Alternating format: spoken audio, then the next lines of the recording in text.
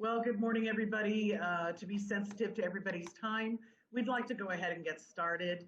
And my name is Pam Scannell. I'm the CEO of the Palm Desert Area Chamber of Commerce. And welcome, everyone.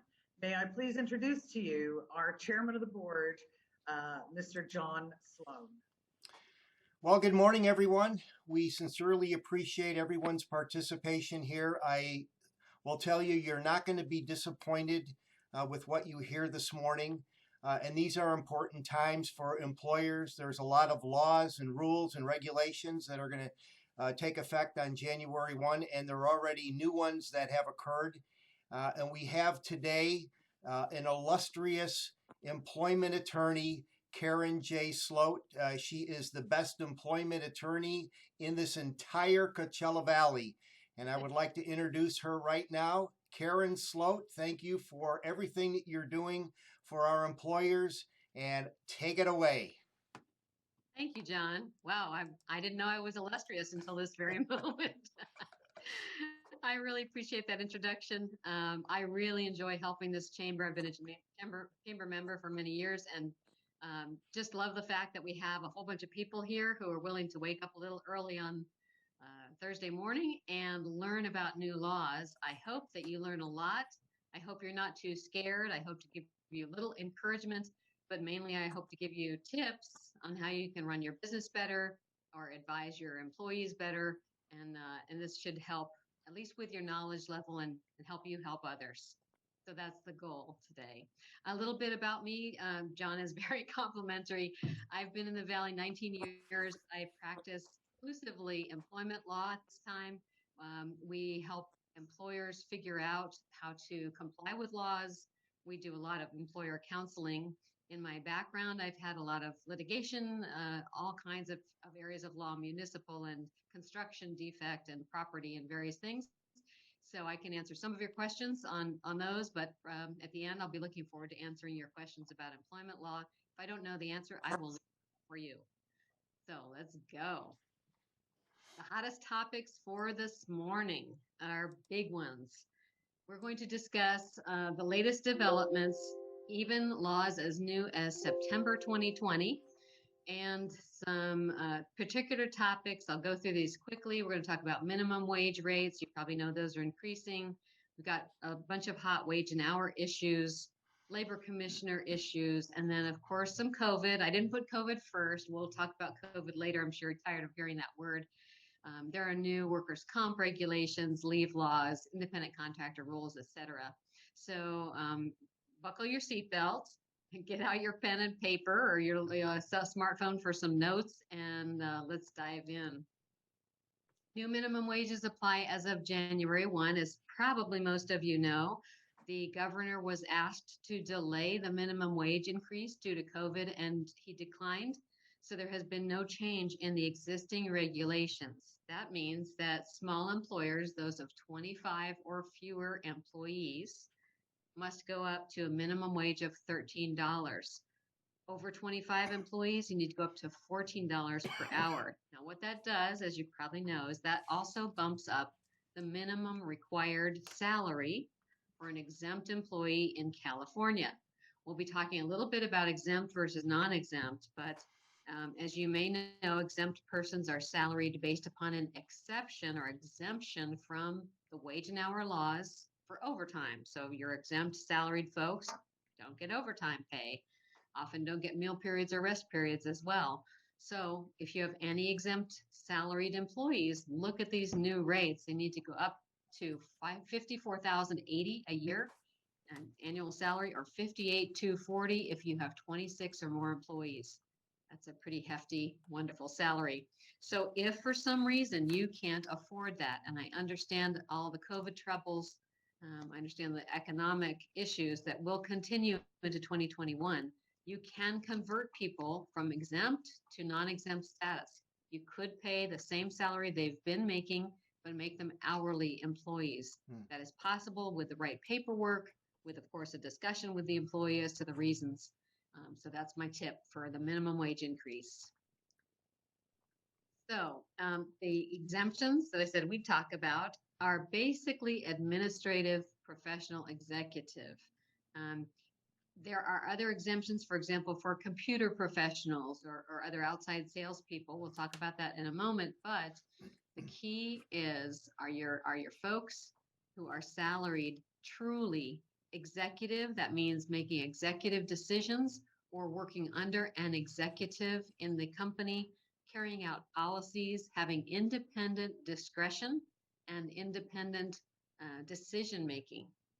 Or are they really just your office administrator ordering supplies? Administrative exemption is that overall office manager, but they must be doing, again, the decision making, the policy decisions, carrying out policies, and other administrative decisions as opposed to clerical work. Professional exemption covers folks like doctors, lawyers, accountants, and other professionals, including teachers. And if they fall into that exemption, they are, again, exempt from overtime. They can get a salary. If you're not sure, get help.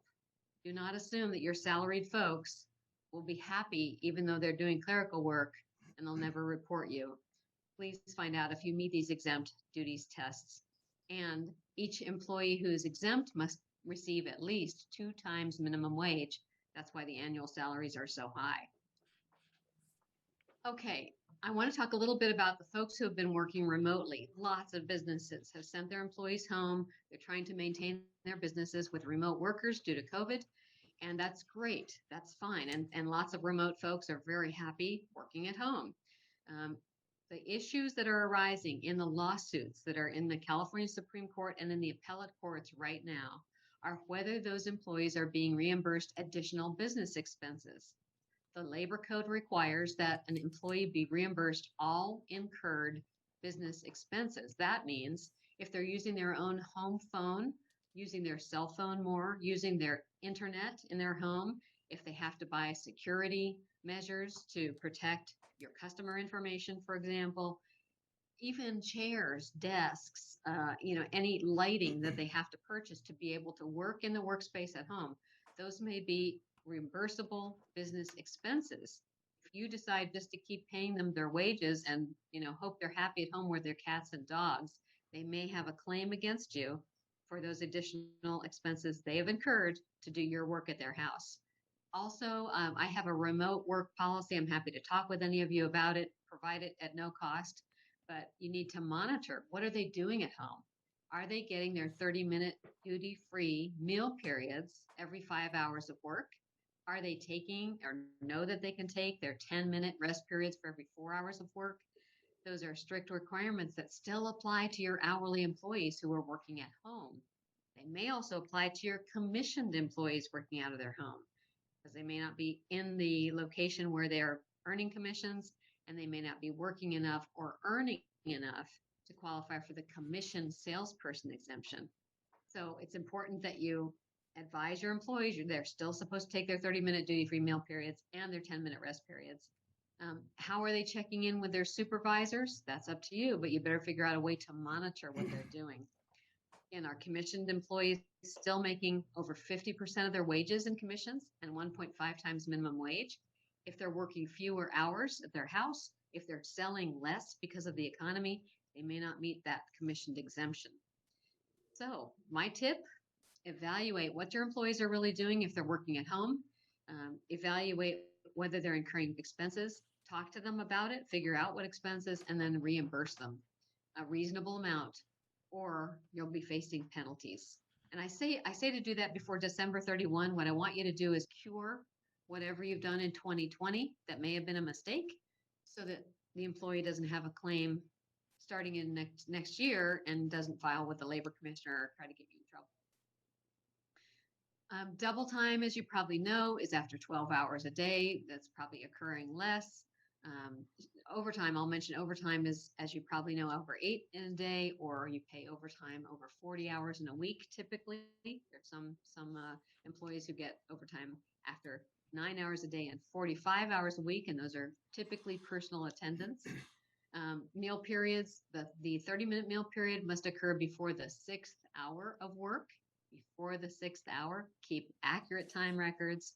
If you have on-duty meal periods, make sure that they are on duty because of the industry the employees in. You can't just say, okay, you've got on-duty meal periods, eat while you're working, or you've got a violation.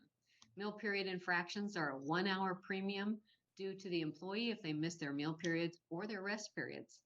And you can have a waiver in writing of the meal period, but you need that in writing referencing the labor code in proper form. Rest periods, as well as I mentioned, could be a 1 hour premium, a 1 hour of pay as a premium if they miss it. And there are other breaks for heat illness prevention if folks are working outside. So how are you keeping track of the breaks? Get those time sheets or time records or electronic on the smartphone records to reflect when they're taking their breaks. I suggest that you keep those records for at least 4 years. Lawsuits can be brought 4 years after a violation of law. Again, monitor the timekeeping, talk to the employees, communicate with them when they're at home, and monitor their schedules. Sometimes the schedules need to be adjusted, either because they're remote or you've shifted folks so they're not working at the same time at your office premises or your warehouse premises because of COVID. Make sure those are all in writing. Don't rely on verbal communications at this time. It's too dangerous. There is pay for on-call or standby time. Many employers are saying, go home if I need you, I'll let you know. And the employee who is sitting by the phone for hours a day waiting for that call to do the tow truck run or go, get a sales commission because they've got a lead, those people may be on call. They may be doing standby time. They may be required to be paid at least minimum wage for sitting there by the phone. We have a lot of lawsuits right now that are pending for on-call or standby time when the employers thought it gave the employee the right to decide to answer the phone or not, decide to work or not, and in the meantime, the employee says they're trapped. There are 2 lawsuits before the California Supreme Court currently on rounding. Some employers round up or round down. Let's say someone shows up at 9:03 and you say, okay, put down 9 o'clock. That's okay. The problem that's occurred that's in the California Supreme Court right now is that we had an employer who was rounding meal periods. If the employee finished a meal period in 29 minutes, they rounded it, said that was fine, that was their 30-minute meal period. Doesn't work. Don't do it. If you round, see an attorney for a good rounding policy. Also, incidental pay. This may be a little tedious to think about, but Starbucks was sued successfully for having their baristas check in, clock in, check in, get settled, do some duties, and then clock in. And then at the end of the day, after they clocked out, they had to spend 2 or 3 minutes cleaning up their area or gathering things and putting them away. Starbucks was sued and had to pay for those few minutes of work before and after the person clocked in and out. Be careful of that. I don't want claims against you. The statute of limitations for wage claims changed with the Labor Commissioner's Office by Assembly Bill 1947. That statute of limitations was 6 months. In other words, an employee had to bring a claim within 6 months. They now have a year to bring that claim. They also can get an award of attorney fees with the Labor Commissioner. I don't like that rule for employers, but Senate Bill 1384 also provided, as of now, that Labor Commissioner can decide that the employee can't afford their own attorney. The Labor Commissioner can assign an attorney to assist that claimant against your business in a Labor Commissioner proceeding, and then can require the Labor Commissioner hearing officer can actually require the employer to pay the claimant's attorney fees. That's never been a rule before in the Labor Commissioner hearings. Many employers go alone or send their office manager, and now they're going to have to be taken more seriously. They also can be appealed, and in an appeal, often the employer only has 10 days to appeal the decision, and the employer has to post a bond. That's been around for a long time, has to post a bond of the entire amount or 2 times the amount owed to the claimant, the employee, just to appeal. I suggest, here's my tip, get a refresher course on all the wage and hour laws. Learn everything you can so you can avoid any claim with Labor Commissioner, because now they can charge you for attorney fees of the claimant. Okay, Department of Industrial Relations. We do have to talk about COVID a little bit today. The Department of Industrial Relations is like the big umbrella over the Labor Commissioner, the Occupational Safety and Health Administration, the Labor Workforce Development Agency, all of the labor-related departments of the state. The DIR decided they were going to come up with new regulations that let employers with even one employee know that they must invoke more COVID protections in the workplace. The agency came up with all these regulations, very specific. I'll show you exactly what they are. On November 19, they gave the board of the DIR 10 days to look them over. That was till the 29th. The board adopted them. They were in effect as of November 30. Employers don't get notices in the mail of all these things. All of a sudden, employers are out of compliance if they aren't following these new regulations. Let's go through them. It's going to be tedious, but I want you to look this up. I want you to get very familiar with them. Written COVID manuals are now required by the government. You must have a COVID manual and a binder ready at your place of work that includes all of the requirements and criteria in this supposedly emergency regulation. Covers every employer with one or more employees. It did not distinguish between nonprofits or for-profits or anyone else. And remote work, effective businesses, anything, essential businesses, anything like that. Every employer must have this written COVID prevention plan. There are 12 criteria. I'm going to spell them out for you. You must have immediate training and implementation of safety protocols. These are already in place. Again, they were not reviewed by the legislature. This is just the agency that has adopted these regulations, and they are being put into the laws. In other words, there's a statute, the Code of Regulations, California Code of Regulations, is implementing all of these requirements. So let's take a look at them more briefly, because I want you to understand very carefully what's required of you. The Injury Illness Prevention Plan, the IIPP, was already required of employers with 5 or more employees. You may have never heard of this, but the Labor Code, as you can see, Section 6401.7, requires that all employers with those employees, 5 or more, have an Injury Illness Prevention Plan. That was for general safety in the workplace. Where's the first aid kit? Where are the exits, etc. The new COVID regulations require that this COVID 12 criteria plan must be incorporated into your IIPP. If you don't have an IIPP, what do? You have to get this plan in place. You have to implement the protocols and schedule the training. I'm listing out the 12 criteria. You can see that it's system for communication with employees. It's identification of hazards. It's fixing the hazards in the workplaces. It's investigating, responding to cases, who you have to notify, how quickly you have to notify. For example, you have to notify the public health department within 1 business day if you have a case of COVID. I'll talk about that more.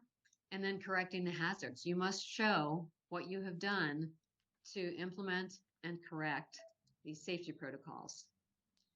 Physical distancing is now not called social distancing anymore. It's called physical distancing. They're requiring that persons in your workplace be at least 6 feet apart and wear face coverings. You can't do either. Previously, the CDC had recommended 6 feet apart or the face masks. Now it's both. Face coverings are required. Changes to the workplace or the work schedules. And then there are new reporting requirements, and you must make this prevention plan available to all employees immediately. There's a very specific protocol for having a case in the workplace, how you must remove the workers, you must notify the workers in writing, you have to wait a certain number of days, notify the health department, etc. I will show you that, and that's before the workers can return to work. It's more specific than the CDC had provided previously. There are now new requirements for testing. The employer must pay for the testing in certain cases. With outbreaks, an outbreak of COVID is now defined as 3 cases of COVID, different households, but in the same workplace. Previously, the governor's employer playbook had defined an outbreak as 4 cases. Now it's 3. A major outbreak is least 20 cases within a 30-day period. If you have a major outbreak, this COVID prevention plan must include a great deal of criteria as to what you can do before you can open business again. And if you have employer-provided housing or vehicles that you use for work, there are more restrictions. So what if my company doesn't want to implement this stuff? I don't want to put all this this restriction in place for my employees and my visitors. We'll wear our mask. You know, we'll stay 6 feet apart. We'll do what it says. I don't want to distribute this written plan. Well, number one, you could have more COVID cases, and that's a very dangerous thing, especially not only for the employees, for the visitors, everyone else in your workplace, but also it means you'll need to shut down and do with the quarantine. There can be now DIR, Department of Industrial Relations, penalties and fines for not complying. OSHA, Occupational Safety Health Administration, can shut you down. Previously, the OSHA department had to give you 15 days notice before they could issue a stop work notice, a shutdown notice. Now they can do it immediately without any notice to the employer. Also, there are a number of lawsuits. Ever since mid-March, lawsuits by employees have been filed all over the country. California, months ago, we had about 50 cases filed. Now they are coming into my office just about every week.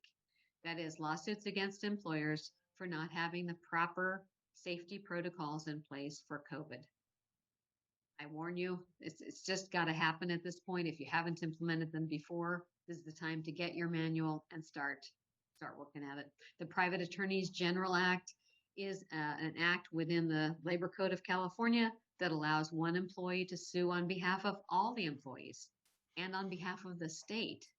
And that can increase your penalties 3 and 4 times what they would have been if just one employee brought an action for him or herself. So the COVID-19 prevention plans, they can be developed on your own. I'm not going to do a big sales pitch, but we do have them here at the office. We dropped everything for 2 weeks. We spent hours and hours researching, writing, and drafting these COVID plans. We have the binder available. We have a video that we've prepared that explains to you and your employees exactly how to implement every requirement. You don't have to buy it from me. You can go to the website and try to do it yourself with the 12 criteria. Please drop everything as soon as you can and get this thing in place to protect your business. Now, there may be some questions. I don't know if John or Pam can let me know. I see a bunch of comments popping up. If there are any questions, let me know and I'll stop talking for a moment. Karen, yes, we do have a couple of questions. One of the questions is, what is the best practice to monitor meal times when employees are working from home? You know, isn't it just mostly an honor system, or is there really a better way to do that? Great. I don't know what the employer's timekeeping method is, but at a minimum, have the employee submit time records, either written or computerized, that indicate their exact meal times. If the employee provides that information and signs off on a timesheet or indicates that they've truthfully reported their work hours and they have a meal period or rest period on there, then that protects the employer. The records protect. Okay, thank you. And the next question I have is, all employers with 5 or more, are they needed to have an IIPP? Is it everybody or just people with 5 or more? And is it not just employers in more risky industries? I appreciate that. We all thought it was employers in risky industries like construction or agricultural or manufacturing. It is not. It's always been the case that the employers with 5 or more had to have that in IIPP. Now, because of this COVID regulation and the fact that the COVID regulations must be incorporated in the IIPP for all employers with 1 employee, that changes the law and makes every single employer with 1 employee mandatorily required to provide an IIPP with the COVID regulations incorporated. Okay, thank you. And we have someone asking, how much is the done for you package, and is there any break for nonprofits? We will be happy to talk to you about that. I don't want to discuss pricing on this nice webinar, but if you'd contact our office, info@karensloatlaw.com, we're happy to help you out. Does the COVID-19 prevention plan apply for medical practices? Every single employer in California with one employee. Now, I will say that there is a provision within the new regulations that says if the medical practice, for example, is already incorporating extra measures, for example, for disinfecting, for I know there are medical mask requirements that are different, the N95s. Of course, the medical is a higher standard than these particular regulations that just came out, but the medical practices must incorporate these as well. And if an employee with COVID is out longer than FFCRA sick leave for 80 hours, is there additional benefit time available or just their sick time? There sure is. In fact, I'm going to get to that in a few slides. Be happy to answer that very soon. Okay, and someone is correcting a question. Does your specific COVID prevention plan apply for medical practices? Yes, we've already given it to our medical practice employer clients. It does. Thank you. That's the end of the questions at this time. Thank you. All right, our next lovely COVID-related order is the executive order from the governor just a couple of weekends ago. You probably heard about it. We're supposed to shut down for 3 weeks. Stay at home is a stay-at-home order. And I want to point out just a couple of things very quickly. Essential businesses that are covered by the critical infrastructure sectors. Okay, the critical infrastructure sectors are on this link that I've put on the PowerPoint. You can look up CISA. If you fall within any of those, you are essential and you can keep operating. For example, attorney offices that provide this kind of advice that I'm doing today, we are allowed to stay open. Medical offices allowed to stay open. I understand that the restaurants in all of California, the Restaurant Association is trying to convince the governor that their businesses are essential. At any rate, if you fit within those critical infrastructure sectors, you can stay home. You can stay in business, have your employees come into work, but that does not excuse you from incorporating that COVID prevention plan. Many clients are calling us saying, hey, we're essential, we don't need that plan. No, please hear me, I'll say it 4 or 5 times. Every employer must have that plan in place. So Riverside County Sheriffs have said they will not enforce this order. Presumably they will not disrupt at least the Riverside County folks will not disrupt our family gatherings for the holidays. However, the state agencies may still enforce this order. They could still drive around and enforce this order. I understand in Palm Desert that 30 or 40 restaurants locally have said we are opening no matter what. No comment on that, but I just heard that and wanted to pass it on. Here are some more tips. Determine immediately if you're an essential business and can stay open. Establish that in writing. Do a memo to your file. Keep it in your corporate records that you've determined what section you fall under in the critical infrastructure sectors. And then get your COVID prevention plan up to date and evaluate how you're doing your remote work and reconfigure things as necessary so you can keep your business going and stay out of trouble. All right, brief look at each of the new laws, more new laws. California Assembly Bill 685, that's effective January 1. Please note that this is a COVID reporting statute. This requires that the employer has 1 business day to report a COVID case to the employees, to the union, if applicable, the contractors, everyone working on the work site. They have to be notified in writing, not only that an employee has been detected as positive, but also all of the safety measures that the employer is putting in place, cleaning and disinfecting plan, etc. Every employer must notify OSha, that's on the DIR website, within 1 business day that they've had 1 case, and the California Department of Health and the local public health agency. It's an onerous requirement when you're probably scrambling to figure out whether your employees need to be quarantined. But this is the DIR regulation. You can look it up. AB 685 requires this reporting. Don't miss it. I don't want you to get fined. Employers must also give the public health agencies the notice of the outbreak. 3 or more lab-confirmed cases of COVID in different households within a 2-week period. If you have had an outbreak already, if in this 2020 year you've had an outbreak, you don't have to report it yet. But if you have an outbreak as of January 1, you must report it. Now, I'm going to qualify that with another new law in a few moments. But OSHA has the right to shut down your operations as of January 1 if you don't make this report.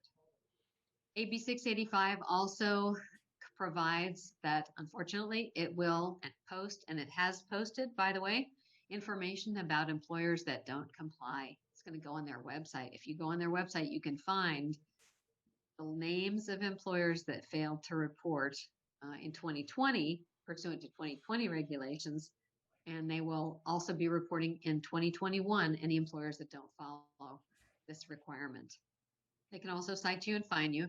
The Private Attorneys General Act can apply. In other words, one employee can bring an action on behalf of all the employees. Send in these notices timely. We have sample notices. You can email us. We'll get you a sample notice, no charge. Workers' compensation has also changed in that there is a presumption. You've probably heard about this. The governor of California and several other states that are listed there on the map have presumed that any case of COVID at work was contracted at work. It was related to work, at least in some occupations. That means that the governor has said in several states, not just ours, that there's a rebuttable presumption that workers' comp coverage applies to that COVID case. In other words, the government will presume, and the workers' comp carrier must presume, that the COVID case occurred at work to get that person covered.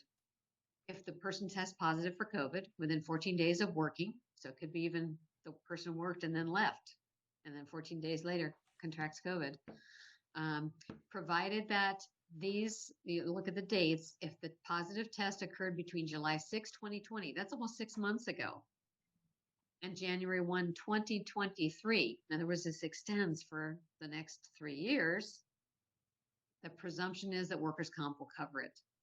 The employer and the workers' comp carrier must reject the claim if they have any evidence that it should be rejected within 30 or 45 days, depending on the regulation. Previously, we had 90 days to reject that claim. So if an employer reasonably knows that a person contracted COVID and has tested positive, you must let your workers' comp claims administrator know. You have 3 business days, that's it. This is a DWC claim form. You probably know this form through your workers' comp carrier. You can call them for advice. You need to provide information to your workers' comp carrier about the date they were diagnosed. Let's say the test results occurred, and the address of the employee's workplace. 14 days, the highest number of employees, but you do not provide the employee's name. That goes to employee privacy rights. So at this point, when you're reporting a case, you do not provide the employee's name. Now, what's strange about that is, of course, the workers' comp carrier needs to cover that particular person. So there are provisions in the law that allow you to notify them of the name later. For positive tests, this is very important. If you're starting to doze off because it's early morning, wake up. If you had any positive tests in your employee pool between July 6 and September 17, all of those were required to be reported to the claims administrator in 30 days. In other words, by October 17, 2020, all of your cases that were between July and that September date, September 17, were already required to be reported to the workers' comp carrier. Again, same as the last rule, you don't provide the name unless the employee asserts that the infection is work-related. If they do, you provide the name because the workers' comp carrier is going to provide the coverage. You provide the same neutral information about the dates and the number of persons that are in the workplace. We have notices available for that as well. Happy to provide them to you, but send in notices immediately so that you can avoid penalties and fines. All right, let's go to the leave question someone brought up before. I'll go through this quickly. I know that leaves are very confusing, but I don't have 2 or 3 hours to go through all the types of leave. I'll give you the headlines. Remember, the FFCRA is the Families First Coronavirus Response Act. The federal government put it into place in March 18. It was an expansive law. It provided essentially that there'd be 80 hours of paid leave for employers of under 500 employees and over 100 employees, and it had a small business exemption I'll talk about. That 80 hours of paid leave for COVID-related reasons could be reimbursed to the employer through tax credits later in the year. The FFCRA, again, only applied to employers with fewer than 500 employees, and it was subject to the small business exemption. I've taught, I think in a previous chamber webinar, that you can get a small business exemption if, again, there's no process for it. The government didn't provide a process. In fact, the Department of Treasury said there is no process, but you need to fill out some kind of memorandum, consent form, or other official document for your company that indicates that because you have fewer than 100 employees, you qualify for the small business exemption from this law. I can provide that information to you if you'd like. So if you didn't complete yours, you may be covered by the law. Filling the gap. So what happened is that employers with 500 or more employees didn't have to comply with this law. The states and cities began to fill this gap and make requirements locally to impose the 80 hours of sick pay onto these larger employers. Some cities, in fact, San Francisco, Los Angeles, Sacramento, for examples, have imposed the 80 hours of paid sick leave even on small employers. They've said we have to provide those benefits to employees. Even every employer in our city must comply. That does not include the Coachella Valley, so I'm letting you know that does not apply yet here. Cities and states also passed laws that gig workers, or what we call, workers who get a gig, independent contractor workers, must be covered by the hiring entity. That is, an employer who uses contractors in certain cities must cover 80 hours of the contractor's leave time to deal with a COVID issue. Again, they aren't employees. It's a expansive bill. So the supplemental paid sick leave, I'll go through this very quickly. I know I'm talking to probably very few, if any, employers that have 500 or more, but there's 80 hours of paid COVID leave. There's additional FFCRA gaps. California law will probably soon require all employers to pay the 80 hours of sick-related leave, the COVID-related leave. You're welcome to start now. If you're generous, some employers have started paying for that first couple of weeks, just as a courtesy to the employee because of the COVID issues. They also snuck, you'll forgive me, they snuck within this bill something that, a couple of things that were important, that the supplemental paid sick leave, in other words, the paid sick leave that'll comply with the FFCRA, but was for over 500 employees, must be on the wage statements. This is important, and it was in effect already in September. If you're governed by this, check with your payroll company, make sure that sick leave that's allotted to your employee is showing up on the pay records, and then record your records for 3 years. Again, it's already in effect. It expires December 31 unless the FFCRA is extended, and we'll see if it is. All right, other sick leaves. I'm gonna take a sip. Addressing the earlier question on this webinar. First, the California paid sick leave applies, of course, for any COVID case or COVID-related symptoms, even for caring for a relative with COVID. That 3 days or 24 hours, whatever your California paid sick leave is according to your policies, must be provided with any COVID-related leave. I will say for the Families First Coronavirus Response Act, again, it expires December 31st unless it's extended, but there is also an additional 10 weeks of leave for those who have to have childcare, have to provide childcare for their children who are not in school or have lost their childcare provider under the FFCRA. So that's still in effect as of now. We'll see if it's extended. The reason that child care section is provided the additional 10 weeks is because of the Family Medical and Leave Act, Family and Medical Leave Act, FMLA, that provides 12 weeks of leave. I'll get to that in a moment. The California Family Rights Act, I'll be talking about that. There's a brand new change as of January 1 that can apply to COVID leave. State disability leave, paid family leave, kin care leave, new parent leave, doesn't apply to COVID, but may apply to new parents. And then there's leave for victims of domestic violence and stalking. How can we keep track? I know it's very difficult. Get some training on all the leaves that apply.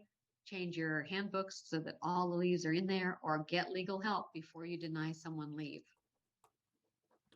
Here's the January 1 big issue. Small employers are now covered by CFRA. Let's go through this. The California Family Rights Act is a parallel law to the Family and Medical Leave Act. That's the federal law that allows the 12 weeks of unpaid leave, the job protected leave for all employees if the employer has 50 or more employees. CFRA, the California law, also previously required 50 or more employees.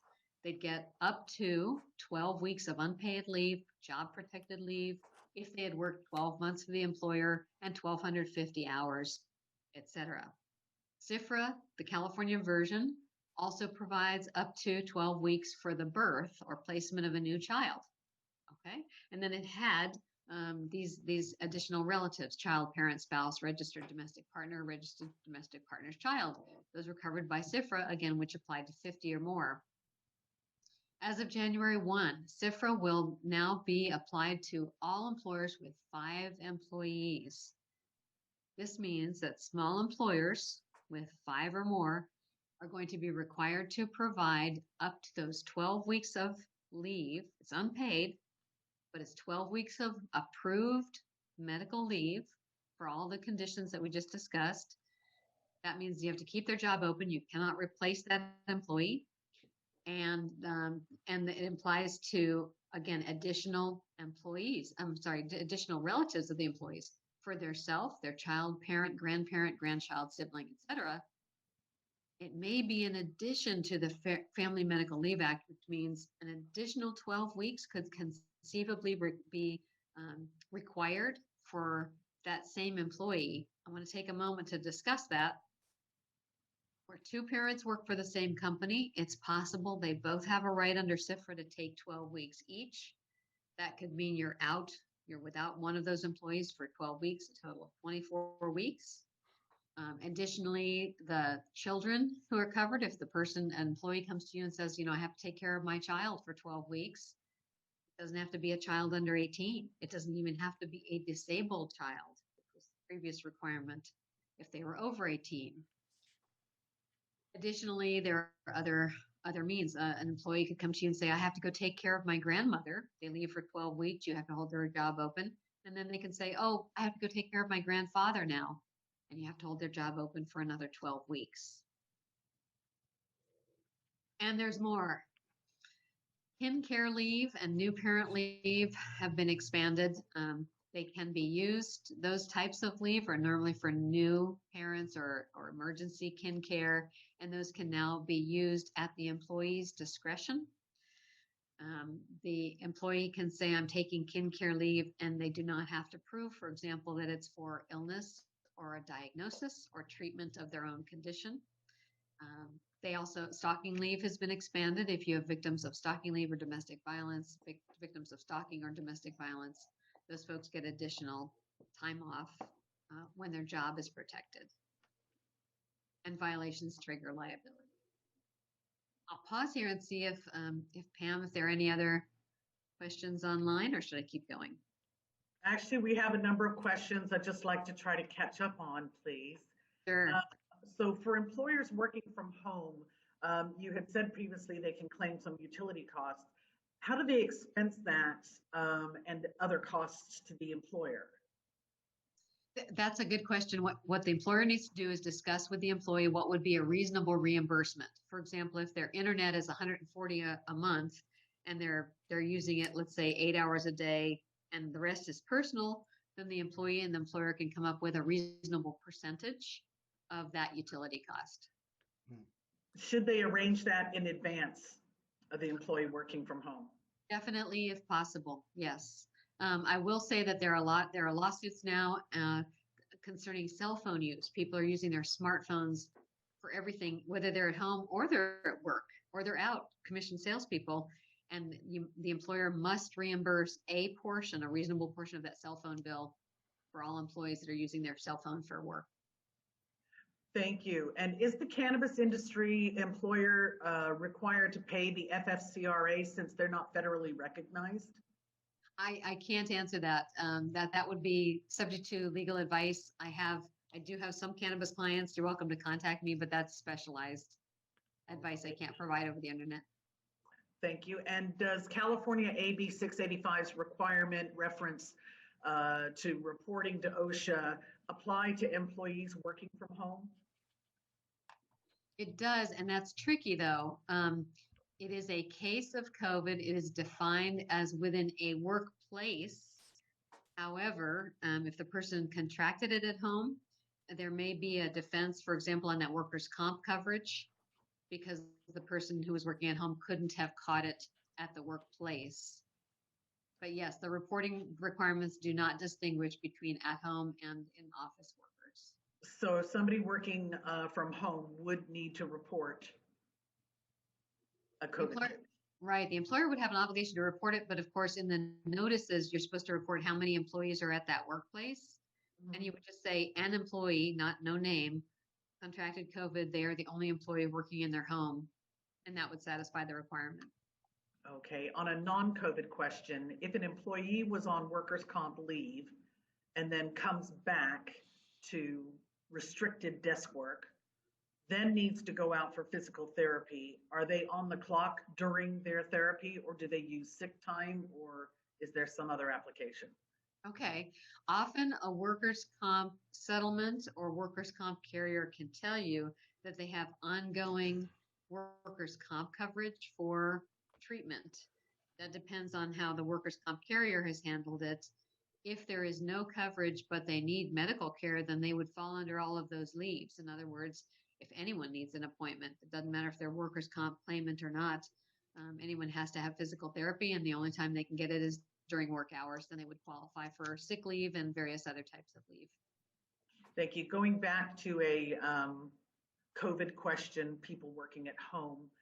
If somebody contracts COVID that would normally be able to work remotely, but they're too sick with COVID to work, do they qualify for the FFCRA sick leave? And does the employer qualify for the tax credit? The FFCRA did not distinguish between employees at home and employees at work. Just employees get that coverage if it applies. That was the final question at this time. Thank you. Good, thank you. All right, well, buckle your seatbelts. We'll race along some more. Pam reminded us this morning, and we'll tell you in this, obviously this slide, get your new posters up. You have about 2 weeks to get new posters up in your workplaces. If employees are working remotely, it may be prudent for you to get those employer posters, the labor posters, copied and sent to those employees, or somehow electronically sent to the employees working at home. They need to be advised of all these laws. It's incumbent upon the employer to notify the employees, and it's a good defense for us if we're in litigation defending you if you had those labor posters up. Be sure to change your handbooks. There are dramatic changes to handbooks over the last few years, and of course this year a flood of new laws have come in that have affected a lot of issues I'm not even covering today. Get your handbooks updated. If you hand out an old handbook that has an unlawful provision, that can get you in trouble. Your leave forms, your personnel forms, all need to be updated to make sure that you cover all of these laws and you have the right forms. And educate your staff about leaves and hold jobs open. Please don't terminate people who are on medical leave. Please get a legal opinion, because I don't want you to be sued, and those lawsuits are rampant right now. Let's talk about contractors very briefly. I've spoken before about contractors many times, but I want to give you a brief background and then tell you there are brand new laws about contractors. After the Dynamics case, you heard about Dynamics perhaps. The California legislature passed the AB5, the Assembly Bill 5, which had the ABC test from Dynamics incorporated into the laws. Within the AB5, there were exceptions to the AB test.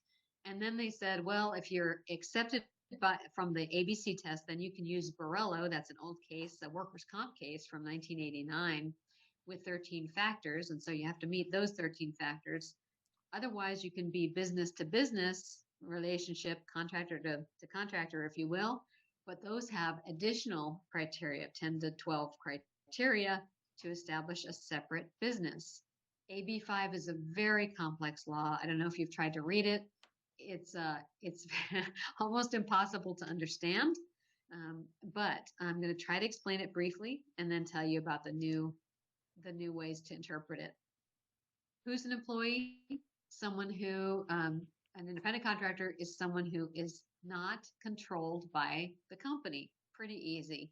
The company doesn't have to comply with labor laws if the person is truly a contractor.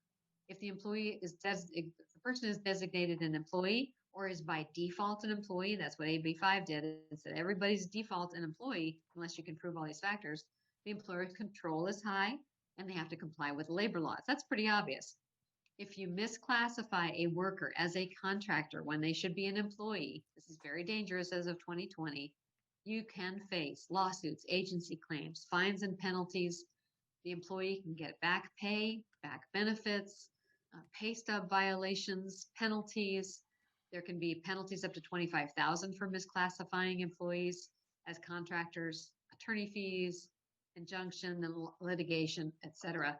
Also, the regulations allow the agencies to publish notices about your company, how you misclassified, and you may be required to post something publicly in a storefront or on a website. We are violators of the misclassification laws.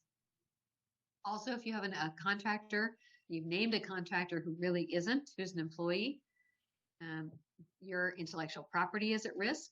You have not paid into the unemployment benefits for that person. And now we're seeing a lot of claims of contractors for unemployment benefits. The EDD, the Employment Development Department of California, is going after employers who classified their workers as contractors.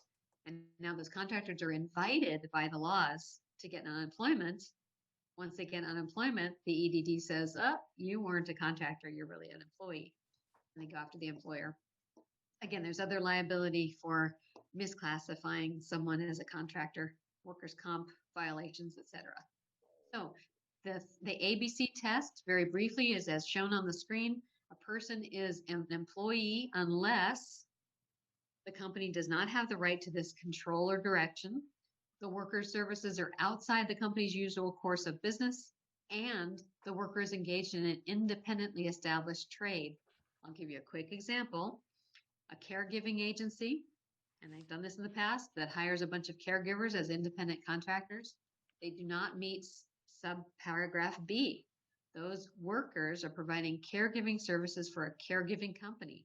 It's not outside the company's usual course of business. Additionally, in C, I can go hire a plumber from a plumber company. They come here to my law firm and do plumbing work. I don't do plumbing, so that is a distinct or Well, what do I independent. do? How do I do that? What do I do? Just sign back out and sign back in? Someone's audible. F5. Pam, can you mute them? Okay. Thank you. So If you're anything when other than AB5 just push was, F5. Okay. thank you. When AB5 was passed, there were exceptions. Again, if you met these, you could go to the Borrello factors. Lawyers, architects, accountants, etc., were accepted. Now, as of September, there are new exceptions. There are 26 more exceptions. For example, for musicians, you can see foresters, freelance translators. They're all arguably independent contractors if they meet the Borrello test. So let's take a look at that very briefly. I'll take a moment on this. The Borrello 13 factors are here.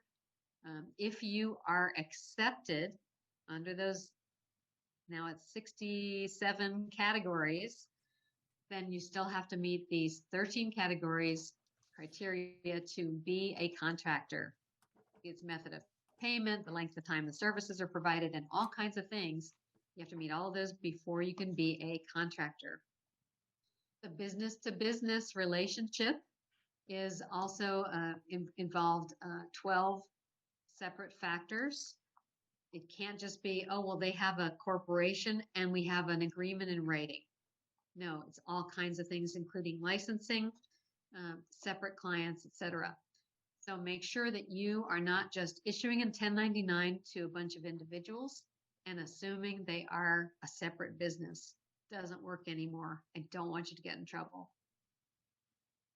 Now, under the business-to-business exception, the contractor must provide services to the business, not to the business's customers. Let's take a financial advisor, for example. Many of those are called independent contractors. They must provide the services to the business that's paying them, not to that business's customers or clients, because that would be as if the independent contractor were providing services directly to the client and working for that hiring entity. Get a written contract, a business license, a separate location. There are a number of criteria. You want a separate business, at least a corporation, an LLC, that kind of thing. Now, under the recent amendment that was just in September to this AB 5, previously it had said that the contractor must already have clients under contract so that the contractor is serving other businesses besides yours. Now the requirement has been relaxed so the contractor can provide, can have other clients besides you. Referral agencies are a separate animal. Watch out if you're a referral agency or get legal advice. There are 20 distinct changes to the referral agency exception. If you're a caregiver organization, make sure you meet these or you will all of a sudden have employees or your clients may be deemed to be the employers of your caregivers. All right. There are additional rights that the gig worker or the independent contractor has against your company, and there are additional state rights that the district attorney may be able to sue under the new law. Of course, a contractor who's misclassified can sue for wages, penalties, etc. Prop 22 passed, as you know, in November, and Prop 22 exempted from AB 5 only the drivers, these gig drivers, Uber and Lyft and others. It may be extended to other professions and occupations, but it hasn't yet. Get legal advice. I recommend you self-audit any contractors you are using. Anyone you're issuing a 1099 to, don't assume they fit. Either convert them to employees or get legal help about how to handle those. The penalties are real. The lawsuits are flowing in on this topic. Very briefly, food worker hand washing. This is also provided in the COVID plan for all employers as of November 30. You must provide a break for all food workers. In fact, all employees, again, this is already covered by the COVID manual I mentioned before.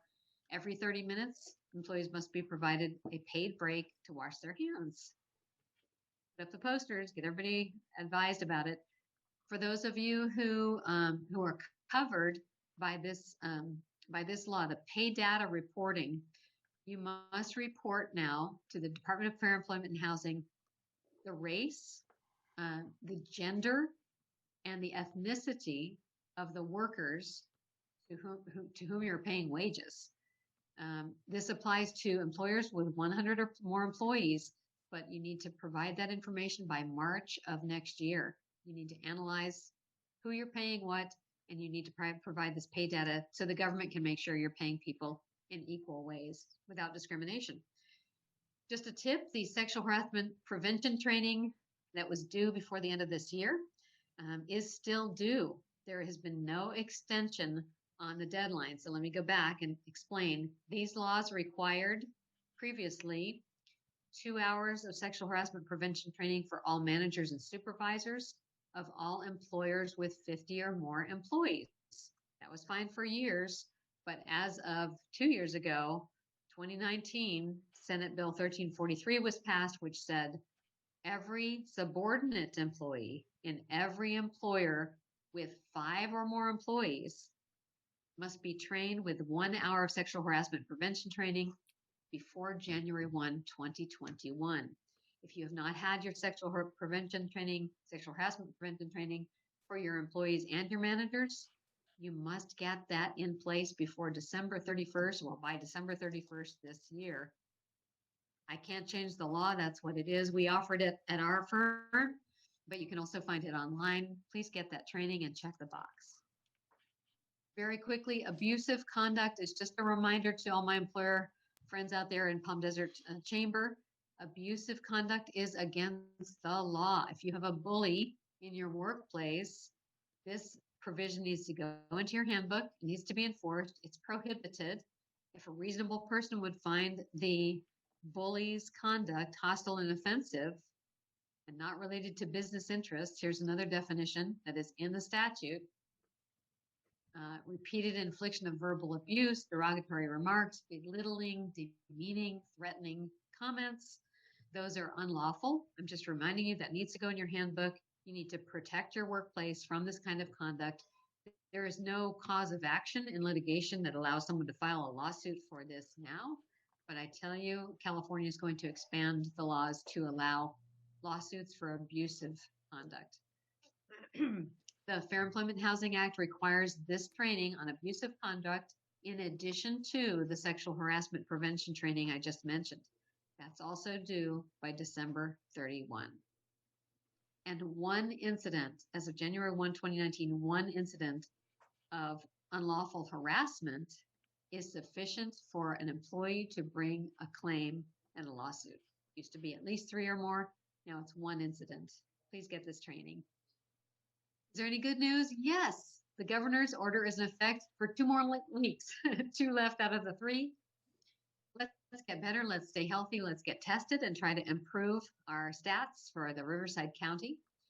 Restaurants are opening up. I'm very grateful for that. We have a local sheriff who is not going to enforce all of the governor's order.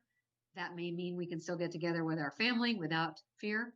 And this is the season of peace, hope, and love. Let's celebrate. I know it's been a tough year. Let's be grateful for what we have.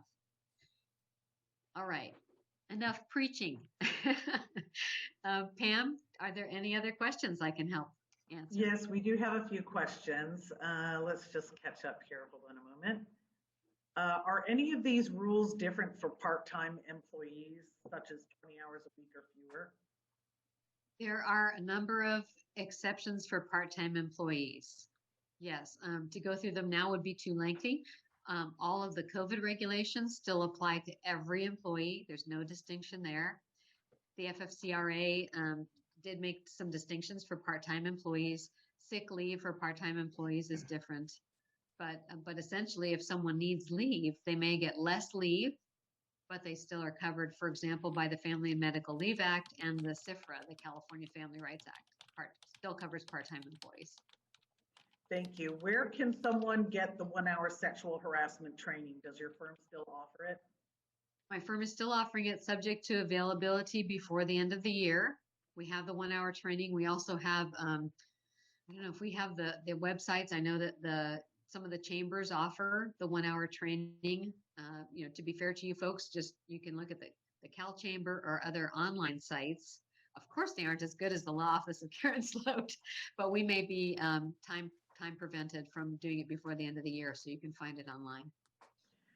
Do nonprofit board members need to undergo sexual harassment training since collectively they supervise the president, CEO, or executive directors? That is a great question. And the other question I had recently was if partners in a law firm who are only owners in the law firm but are not employees, if they need to go through the training, I strongly recommend, there's no requirement. The requirement is for employees, managers, and supervisors. However, I strongly recommend that if there are boards of directors of nonprofits, for example, homeowners or community associations, all nonprofits who supervise, even if they supervise only one employee, like the CEO or the executive director, it is very important to get that training, and I strongly recommend it.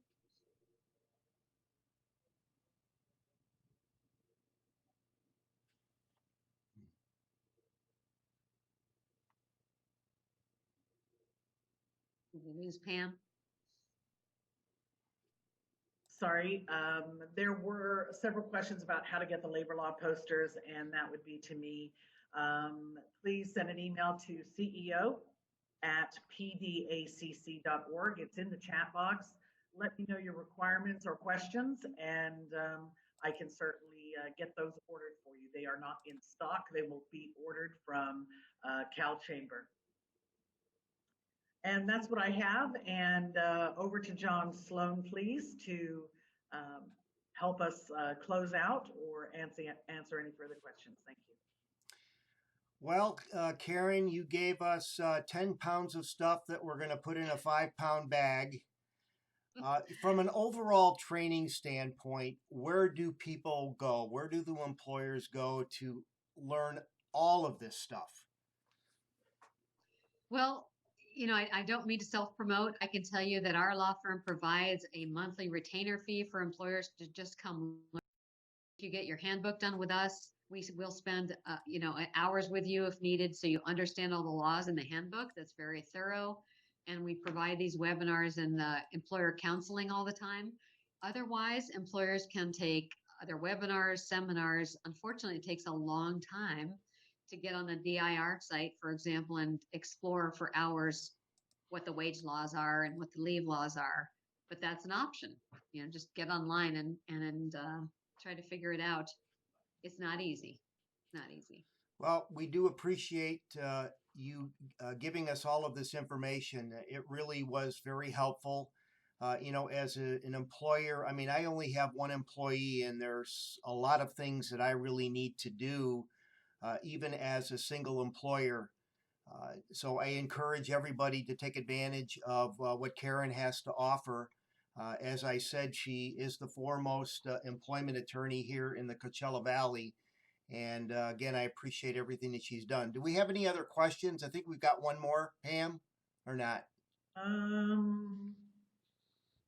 No, they were just poster questions and questions about the recording. Okay. The session is going to be recorded, or is recorded, and we will post it just as quickly as we possibly can. Yeah.